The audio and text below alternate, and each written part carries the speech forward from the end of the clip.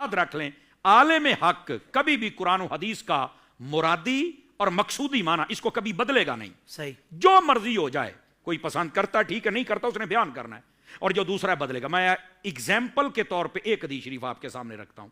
آقا کریم علیہ السلام نے فرمایا لا تتخذوا قبری عیدا وفی روایت لا تجعلوا قبری عیدا. اب یہ حدیث ہے, اس کا مفہوم یہ ہے, فرمایا میری قبر کو عیدگاہ نہ بنانا. اب یہ حدیث شریف ہے. اب اس کا مفہوم کیا دے رہے ہیں؟ جو عالم سو ہے, ٹھیک ہے, جو رانگ نمبر ہے, وہ کیا کہہ رہا ہے؟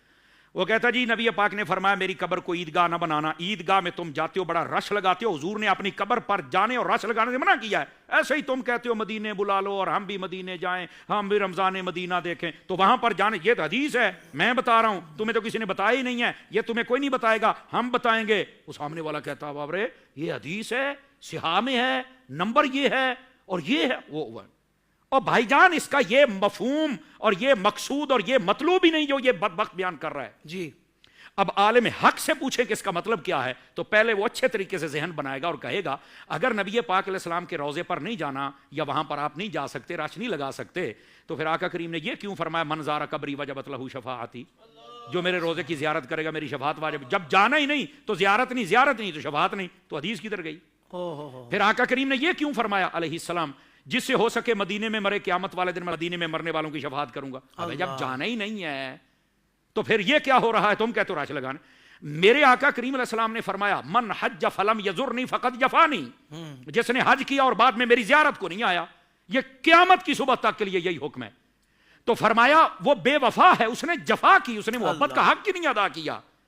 تو اب 40 فل کیپیسٹی حج 40 لاکھ کا ہوتا ہے, ٹھیک ہے, آپ 40 لاکھ بندہ جب مکے سے حج کر کے مدینے آئے گا, رش تو پھر نہیں نہ لگے گا, کوئی نہیں نہ ہوگا وہاں. نہیں علامہ صاحب ہوگا تو صحیح. تو میں نے کہا پھر وہ جو کہہ رہا ہے حدیث بیان کر کے یہاں رش نہیں لگانا, تو یہ 40 لاکھ کدھر جائیں گے؟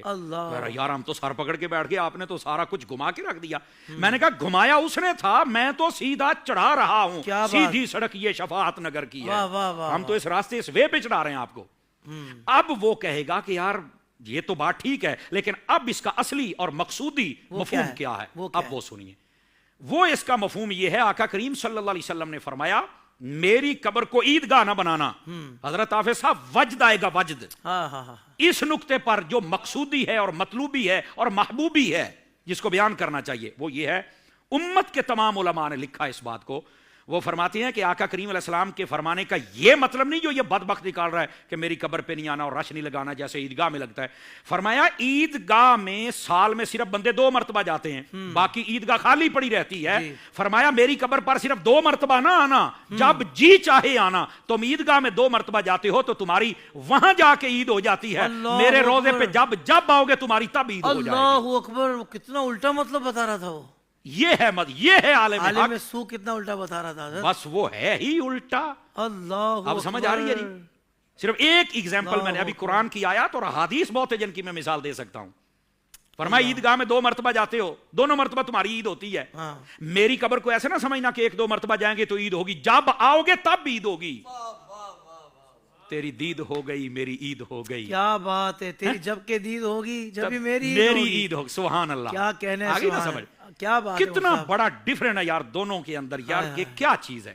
یہ ہے اصل عالم حق اور عالم ربانی. اور دوسری طرف عالم سو جو لوگوں کی سوچ کو نبی پاک علیہ السلام سے دور کر رہا ہے, صحابہ سے دور کر رہا ہے, اہل بیت سے دور کر رہا ہے. تو خدا ایسوں سے ہمیں محفوظ فرمائے.